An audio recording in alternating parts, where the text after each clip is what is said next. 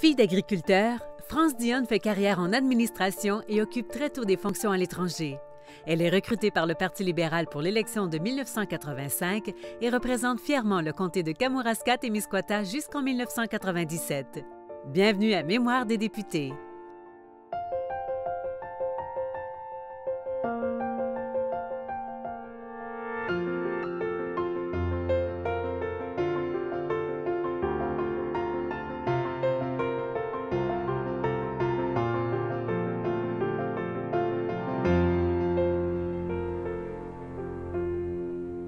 Bonjour, Madame Dionne. Bonjour, John. Bienvenue à Mémoire des députés. Bien, merci. C'est un plaisir d'être ici. Et vous êtes né à Rivière-du-Loup, mais vous avez grandi à Saint-Pascal. Et votre père était agriculteur.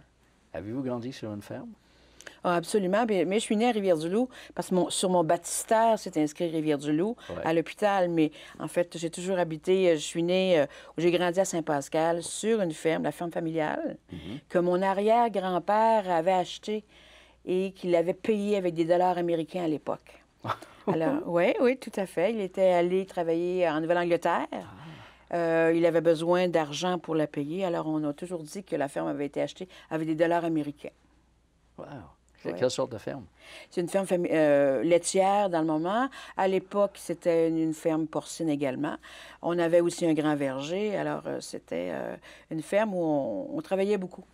Mais je comprends, parce qu'une ferme laitière, c'est 360 par année, toute la journée, une partie de la nuit. Il n'y a pas de repos. Effectivement. Et à l'époque, il faut se souvenir que les fermes étaient plus petites, avaient des quotas de lait plus petits.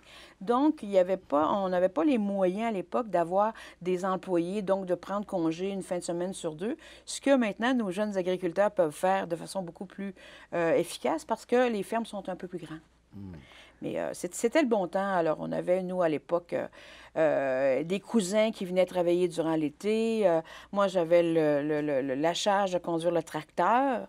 Alors, sur la ferme. Alors, donc, on s'amusait beaucoup tout en travaillant des longues heures par jour. Oui, très. Tout à fait, oui. Parlez-vous c'est ça votre enfance? C'était la ferme ou est-ce que c'était plus large un peu? En fait c'était la ferme parce qu'on était très actifs durant l'été. Moi, je me souviens aussi de m'être impliquée avec les jeunes agriculteurs du Kamouraska, puis ensuite de la région du Bas-Saint-Laurent. Alors, donc, on était actifs dans des activités, dans les expositions agricoles. Alors, c'était une belle vie où on rencontrait beaucoup de gens un peu partout. On s'amusait beaucoup tout en travaillant. Est-ce que votre famille était politisée? Absolument. Oh. Absolument. Mon grand-père, Diane, était chef de paroisse à l'époque. Il s'occupait beaucoup d'organisations politiques. J'ai une tante qui a maintenant 103 ans, qui était secrétaire de comté et qui m'a initiée à la politique en 68, lors des élections fédérales de 68. On avait perdu nos élections parce que le député sortant créditiste, qui s'appelait Charles-Eugène Dionne en plus, avait été réélu parce qu'il s'occupait beaucoup des gens et il faisait son devoir à Ottawa. Alors, on avait perdu la première campagne. Ça avait été une dure expérience pour moi, là. Et après ça, la famille, alors ma tante qui m'a initiée à comment ça se passe dans un bureau de comté pendant la campagne électorale, les listes électorales, ce genre de détails qui n'étaient pas aussi importants à l'époque pour nous, mais qui était de toute évidence la clé du succès par la suite quand je me suis présentée. Alors, votre famille a toujours été libérale? Oui, tout à fait. Ah oui, tout à fait. Et pendant le temps des élections, on avait des amis, autant mon grand-père, mon père et des amis à qui on ne parlait pas pendant les campagnes électorales pour ne pas briser des amitiés. Mais on se reprenait après avec un petit sourire disant « j'ai gagné » ou « j'ai perdu ».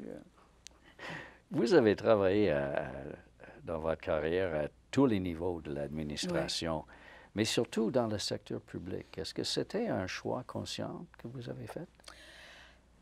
Non, je dirais pas que c'était un choix conscient parce que quand j'ai fait mes études au Collège Barthes, à ce moment-là, je me souviens d'avoir été très intéressée par l'international.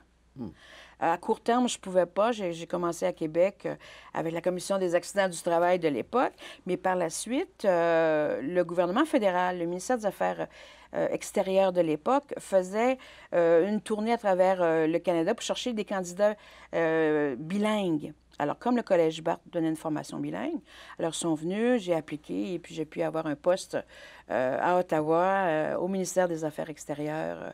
Alors, j'ai vraiment comme ça commencé ma carrière toute jeune et j'ai fait 2 ans là-bas avant d'être nommée à Washington, à l'ambassade du Canada. Puis après ça, c'était à Genève, au bureau du premier secrétaire adjoint du Canada aux Nations unies. C'était probablement plus long que la job, là. Mais oui, c'est ça. Parce que tous les postes avec les Nations unies, là, c'est pas des ambassades, c'est c'est des bureaux qu'on nomme différemment. Oui, puis en fait de compte, j'ai fait 3 ans à Washington et par la suite, je voulais rentrer pour compléter mes études, sauf qu'on m'a offert de travailler effectivement à Genève. À la mission canadienne auprès des Nations unies. Alors, on ne peut pas refuser d'aller travailler en Europe, et surtout à Genève, qui est un beau poste. Alors, je suis allée, puis j'ai beaucoup aimé ça. Mais parlez-moi d'être une jeune femme qui travaille à Washington, puis après ça, à Genève. Ça a dû être extraordinaire. Oui, parce qu'on travaille avec des gens d'expérience, donc des gens qui nous apprennent comment ça se passe, comme avec l'ambassade du Canada à Washington. Vous vous souvenez, c'est dans les années 70 où on avait eu une pénurie d'essence. L'essence avait doublé de prix, tout ça. Il y a eu des grosses conférences. Alors, on a appris beaucoup sur non seulement ce qui se passait entre le Canada et les États-Unis, mais à travers le monde, tous les gens qui étaient intéressés.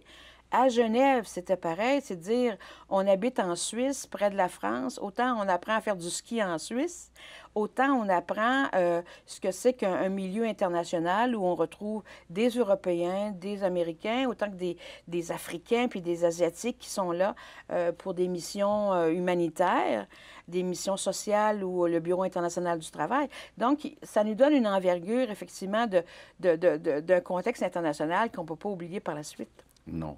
Mais est-ce que à ce moment-là, les gens qui travaillent dans ces missions-là, est-ce que vous pouvez fréquenter les gens des autres pays ou est-ce que vous êtes vraiment stratégiquement... Effectivement, donc on se rencontre. Alors, on fait même d'ailleurs des compétitions sportives entre les différentes équipes. Moi, je me souviens, avec les Suisses, c'était pas toujours facile non plus. Parce que les Suisses nous disaient, parce que dans leur personnalité, ils nous disaient, France, tu vas rester seulement 2 ans. Est-ce que ça vaut la peine d'être ami avec toi? Alors, parce que on m'a posé la question. Je leur disais, oui, mais à ce moment-là, les gens voyageaient pas autant. C'est vrai. Donc, on pouvait avoir des amis pendant 2 ans, mais après ça, on les perdait. Et c'est un peu ce que les Suisses que j'avais rencontrés m'expliquaient. Mais maintenant, on ne se pose plus de questions, on a Internet. Alors, donc, on reste en lien avec nos amis partout à l'international. Mais c'était plus difficile à l'époque. Mais on rencontrait des gens de plusieurs pays, effectivement. En 80, on vous trouve de retour à Saint-Pascal. Oui. Vous travaillez à la Banque Royale. Pourquoi avez-vous quitté Genève? En fait, oui, c'est un grand saut. C'est que ma mère elle avait une maladie incurable, la maladie de Lou Gehrig, et c'était sa dernière année.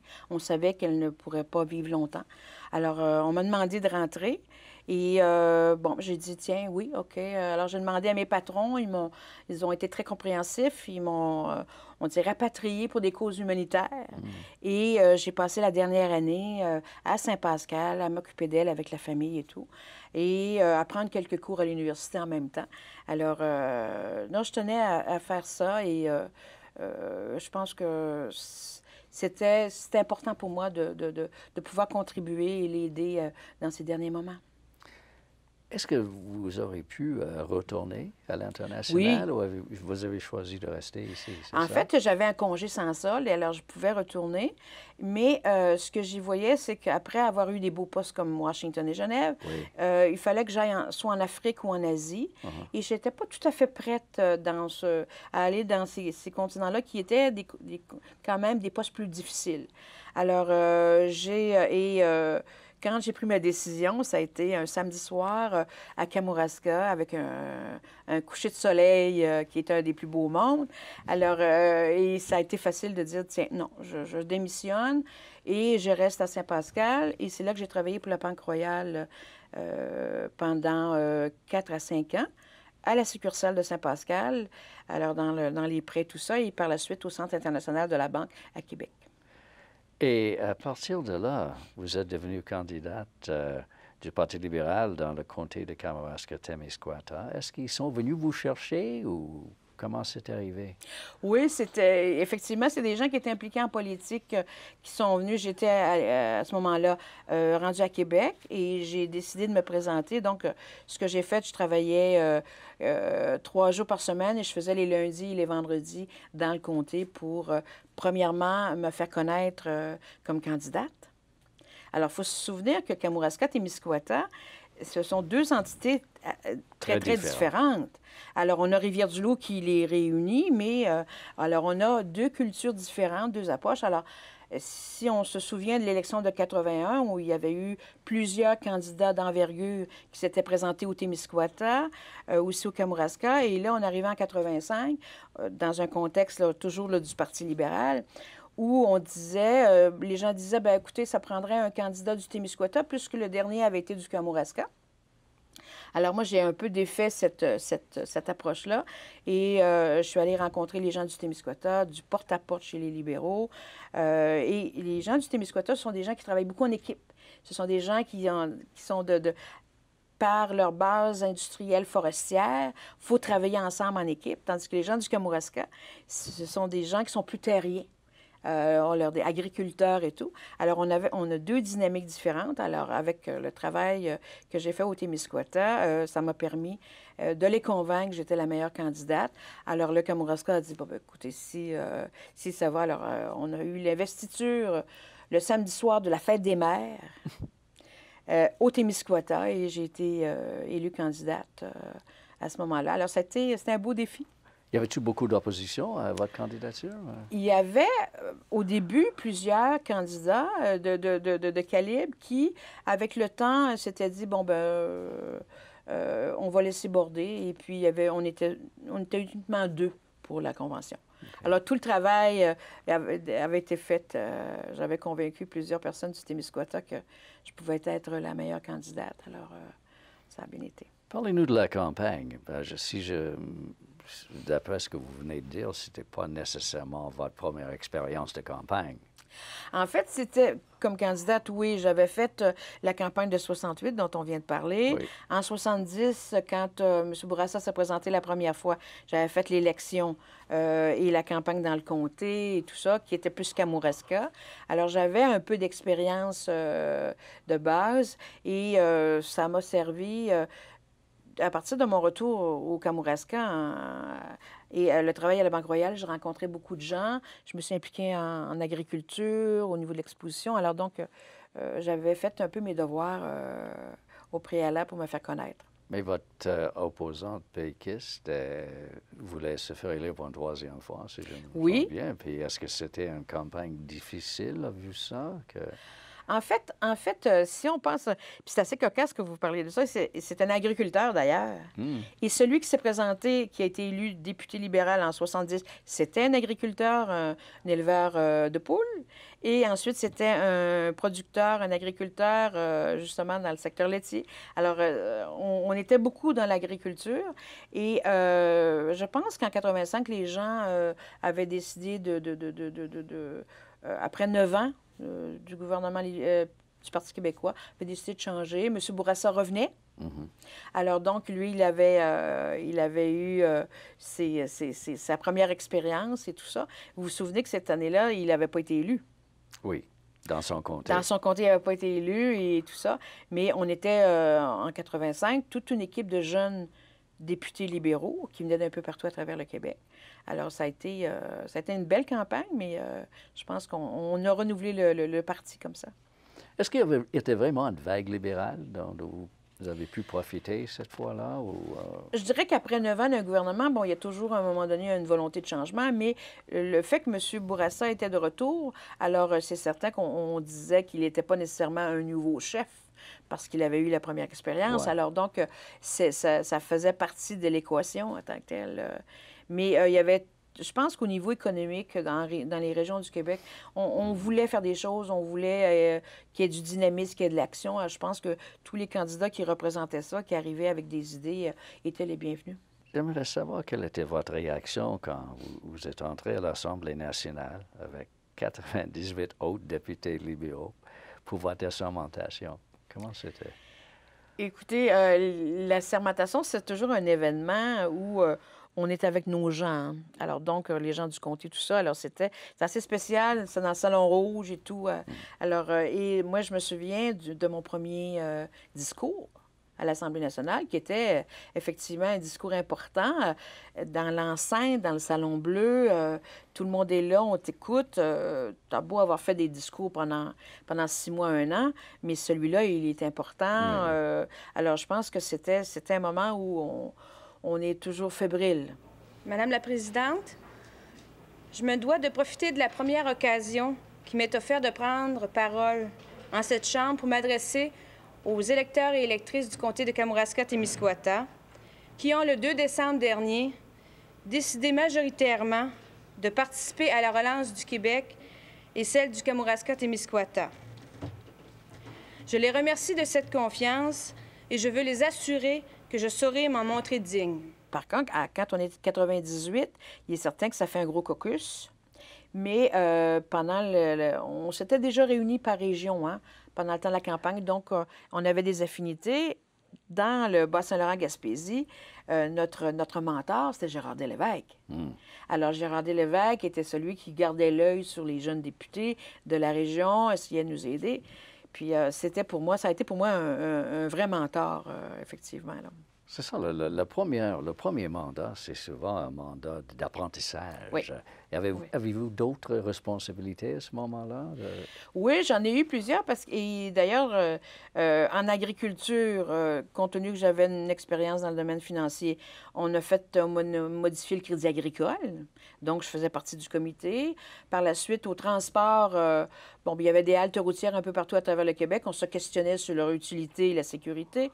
Le ministre des Transports m'avait nommé présidente du comité. Alors, au-delà du travail puis de l'apprentissage des différents dossiers de comté, puis ce qu'il faut penser, c'est que quand on est dans un comté rural, loin des directions régionales, donc Kamouraska-Témiscouata par rapport à Québec et Rimouski, si vous regardez un peu alors, les bureaux de députés sont vraiment consultés sur tous les aspects. Alors, c'est de l'agriculture, c'est de la forêt, c'est du tourisme, c'est de l'aide sociale, c'est de la santé, c'est du zonage agricole. Tous les secteurs sont touchés. Donc, on devient expert dans le comté sur énormément de secteurs d'activité, de problèmes ou de projets. Et ça, c'est important, puis je pense que il faut le dire, parce que si on est à Québec, on est dans la ville de Québec ou on est à Montréal, on a beaucoup moins de secteurs à s'occuper et se préoccuper. Alors donc, un député d'un comté rural doit vraiment faire un apprentissage très varié pour répondre à toutes les demandes qui viennent des entreprises autant que des individus, des citoyens dans le comté. On parle souvent de tous les devoirs d'un député, surtout en comté rural où vous êtes responsable de tout et de rien, et tout, surtout. Et même les choses complètement inattendues. Oui, il y a toutes sortes de choses qui se passent. Il y a des événements sur lesquels on n'a aucun contrôle et que le gouvernement n'aurait jamais aucun contrôle. Je pense, entre autres, au sommet économique du Bas-Saint-Laurent qui s'est tenu le 25 novembre 1988 lors d'un tremblement de terre.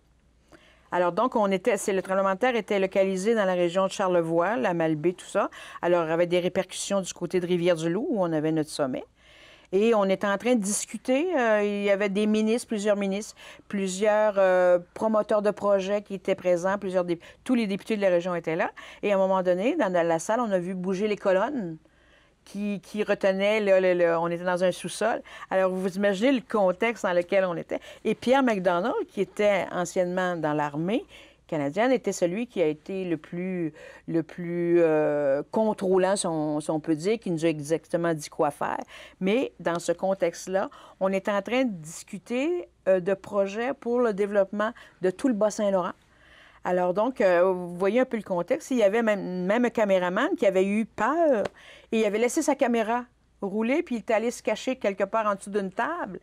Et les images, parce que sa caméra roulait encore, les images ont été reprises par Radio-Canada et ont fait un peu le tour du monde pour parler de ce tremblement de terre-là. Alors, vous voyez qu'il y a des fois, il y a des événements inattendus qui viennent changer l'atmosphère de certaines réunions sur lesquelles on ne peut pas rien faire. Mais ça s'est quand même bien terminé parce que par la suite, on a complété, mais tous les gens du Bas-Saint-Laurent qui étaient partie prenante de ce sommet s'en souviennent. Vous êtes réélu avec une majorité assez confortable de plus de 4000 voix en 89. Et vous avez déjà parlé un peu des deux régions que vous représentiez, mais comment est-ce que pendant 2 mandats complets, on réussit à concilier les deux, à satisfaire et Kamouraska et Témiscouata? En fait, ce que je faisais, moi, à l'époque, c'était de travailler avec les gens, les projets de chacune des régions, de la façon dont les gens voulaient bien travailler. Je m'explique. Quand je dis ça, c'est qu'au Témiscouata, si on avait un projet qu'on avait bien monté, bien ficelé, on le présentait à la presse, on le présentait aux députés avant de le présenter au gouvernement pour aller chercher des argents. C'était une façon de faire et, par contre, dans le Kamouraska, on faisait autrement. On préparait notre dossier de la même façon aussi sérieuse. On le présentait au gouvernement, on y travaillait et quand il était réussi, on en parlait. Alors donc, ce qui faisait que c'était 2 façons différentes d'approcher les dossiers. Il fallait s'ajuster, bien sûr, mais avec toujours en gardant l'objectif que ces projets-là étaient bons et il fallait qu'il y ait des investissements gouvernementaux pour voir à leur réalisation. Mais l'approche était différente. Aussi bonne une que l'autre, mais différente. Mais pas juste ça, mais l'argent disponible est limité. Et je me demandais s'il y avait une compétition entre les 2 parties de votre comté afin d'avoir ce qu'ils considéraient leur part plus que l'autre. Oui, ça arrivait. Il y avait certains... les dossiers les plus importants n'étaient pas en compétition. Je pense que le Kamouraska était plus agricole, même s'il y avait du forestier. Le Témiscouata était plus forestier. On développait le tourisme. On commençait à développer le tourisme, donc c'était important.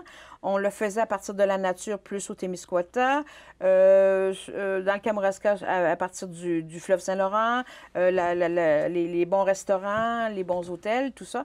Alors, c'était comme ça, c'était complémentaire toujours plus des fois qu'on le pensait quand on était au cœur des dossiers. Les seuls avec lesquels j'avais eu des problèmes, c'était qu'on parlait de tourisme et de développement des terrains de golf. Là, c'était plus complexe parce qu'on avait 2 projets au Témiscouata, un au Kamouraska.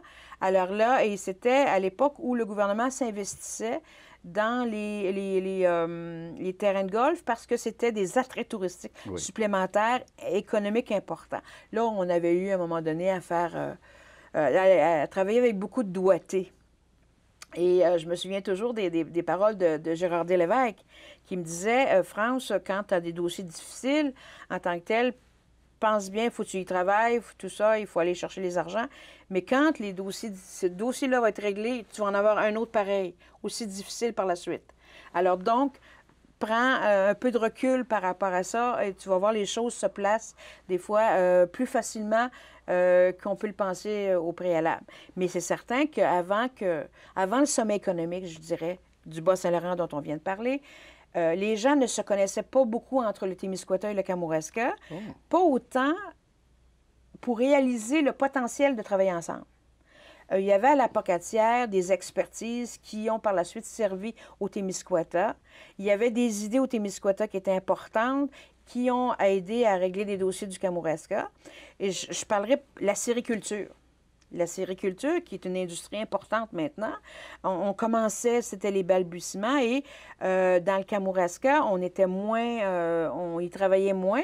Au Témiscouata, il y avait beaucoup de terres publiques où on retrouvait des érablières et qui, par la suite, sont devenues des vraies érablières avec tout le potentiel et avec des érablières, pas seulement de 10 000 entailles, mais des érablières de 50 000 entailles, de 100 000 entailles, et même en famille de 150 000 entailles, qui sont encore là aujourd'hui. C'est énorme. Et effectivement, et les gens qui voulaient se spécialiser pouvaient compter sur des spécialistes à l'ITA de la Pocatière.